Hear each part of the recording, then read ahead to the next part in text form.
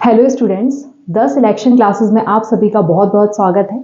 आज की सीरीज में हम पढ़ने वाले हैं क्वाड के बारे में।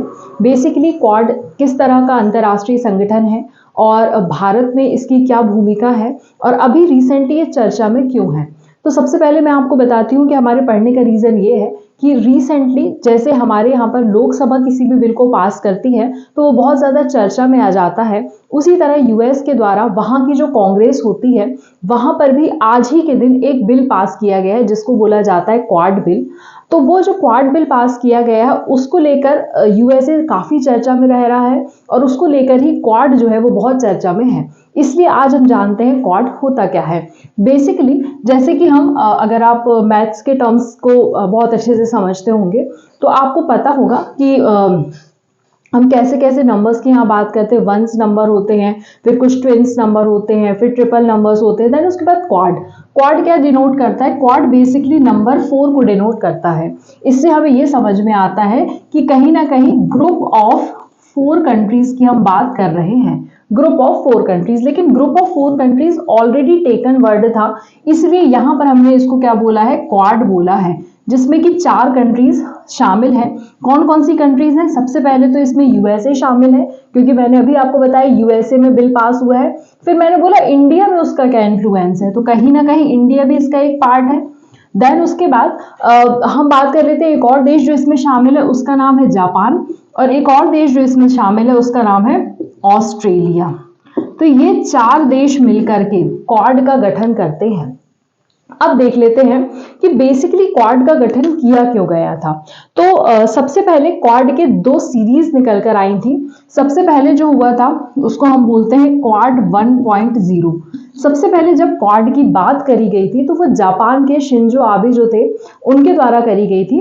तो जापान में 2007 में बोला गया था कि हमारा जो इंडो पैसिफिक का रीजन है, इंडो पैसिफिक रीजन, वहां पर चाइना का इन्फ्लुएंस बहुत ज्यादा बढ़ गया था। चाइना का इन्फ्लुएंस बहुत ज्यादा बढ़ गया है और कहीं ना कहीं चाइना, आपको पता होगा साउथ चाइना सी में अक्सर विवादों में घिरा ही रहता है। तो उसको टैकल करने के लिए ही क्वाड नेशंस का गठन किया गया है। अब यहाँ पर जब 1.0 मैं क्यों बोल रही हूँ, क्योंकि 2007 में जब ये आना था तो पहले तो हमारे साथ ऑस्ट्रेलिया इसमें शामिल हो गया था, लेकिन कुछ समय बाद ऑस्ट्रेलिया ने मिलिट्री एक्सरसाइज जो हम करते हैं उसमें पार्टिसिपेट करना बंद कर दिया था, जिसके कारण से कहीं ना कहीं क्वाड में जो कोई काम नहीं हो पाया था। उसके बाद एक आता है क्वाड 2.0, मैं इसको बोल सकती हूँ, जो कि आता है 10 साल बाद, मतलब कि 2017 में। पहले 2007 में आता है, फिर ये 2017 में आता है।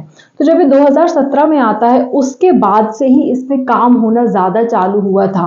क्यों चालू हुआ था? क्योंकि देखिए जब यहाँ पर जो हमारे कोस्टल एरिया जो होते हैं, ये सारी कंट्रीज की अगर मैं बात करूं, इंडिया, जापान, ऑस्ट्रेलिया, तो कहीं ना कहीं कोस्ट से लगी हुई हैं। और किस कोस्ट में लगी हुई है? इंडिया, जापान और ऑस्ट्रेलिया। बेसिकली आप अगर मैप में देखेंगे तो आपको मैप में पता चलेगा कि जो हमारा जो इंडो पैसिफिक का रीजन है वहां पर ये सारी कंट्रीज लाई करती हैं। और इंडो पैसिफिक रीजन एक ऐसा रीजन है जहां पर सुनामी आने की संभावना बहुत ज्यादा रहती है।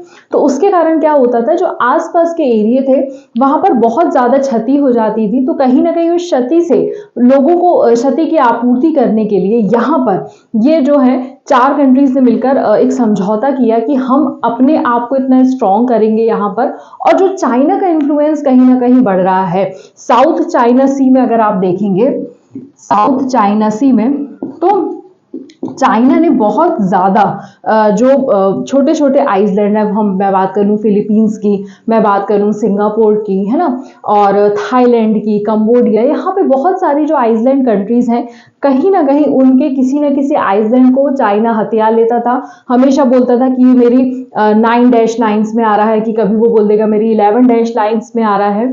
तो कहीं ना कहीं जैसे कि आपने नाम सुना होगा स्कारबोरो आइसलैंड है ना, स्कारबोरो है एक, और उसके बाद आपने सुना होगा पारासर आइसलैंड है। तो ये ऐसे बहुत सारे आइसलैंड्स हैं जो चर्चा में कहीं ना कहीं हमेशा रहते हैं। क्यों? क्योंकि चाइना कहीं ना कहीं उन पर कब्जा करने की कोशिश करता है।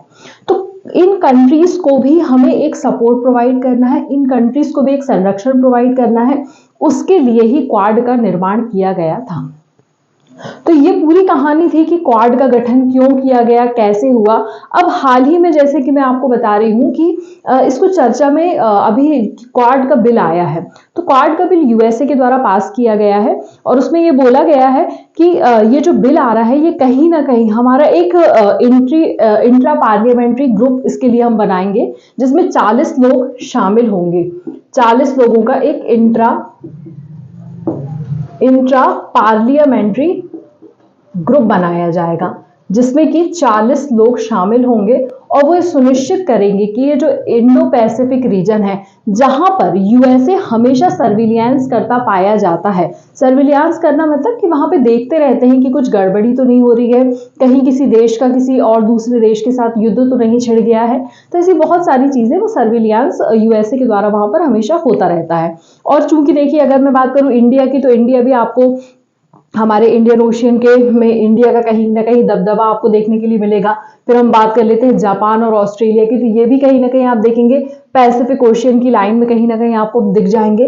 तो ये सारी कंट्रीज इसलिए मिलकर इन्होंने क्वाड का गठन किया और इसी के लिए बिल लाया गया है कि एक इंट्रा पार्लियामेंट्री हम ग्रुप बना देंगे, वो देखरेख करता रहेगा। और इससे क्या होगा, हमारे चारों कंट्रीज का जो टाई है वो कहीं ना कहीं बहुत ज्यादा स्ट्रांग हो जाएगा और जो चाइना को हमको टैकल करना है वो ठीक हो जाएगा। अब देखिए, यहाँ पे बहुत सारी बातें निकल कर आती है। बहुत सारे लोग बोलते हैं कि यहाँ पर यूएसए का चाइना के साथ एक कोल्ड वॉर छिड़ा हुआ है। यूएसए एंड चाइना का कोल्ड वॉर छिड़ा हुआ है, जिसके कारण से यूएसए क्वाड के लिए बिल लेकर के आया है और कहीं ना कहीं यूएसए को भी अपना आधिपत्य ज्यादा बताना है। तो देखिए, हर एक कंट्री हर अपनी तरफ से सारे प्रयास कर रही है। यूएसए अपना सर्विलियंस करती है, इंडिया ने अपने सर्विलियंस के लिए एक सागर प्रोजेक्ट चलाया था। इंडिया के द्वारा सागर प्रोजेक्ट चलाया गया था, है ना, ताकि वो बहुत सारे जो हमारी नेबरिंग कंट्रीज हैं, आइसलैंड नेबरिंग कंट्रीज, सेशल्स हो गया, है ना, मलेशिया हो गया, इनसे कहीं ना कहीं कनेक्शन में इंडिया हमेशा से रहा है, इनके साथ बायलेटरल ट्रेड करता आ रहा है। अच्छा, अब यहाँ पर एक चीज आप और याद रखेंगे कि जो क्वाड होता है, क्वाड हमेशा मिलिट्री एक्सरसाइजेस भी परफॉर्म करता है, जिसका नाम है मालाबार। मालाबार मालाबार गोल्ड लोन आपने सुना होगा, उससे याद कर सकते हैं। मालाबार एक्सरसाइज करता है।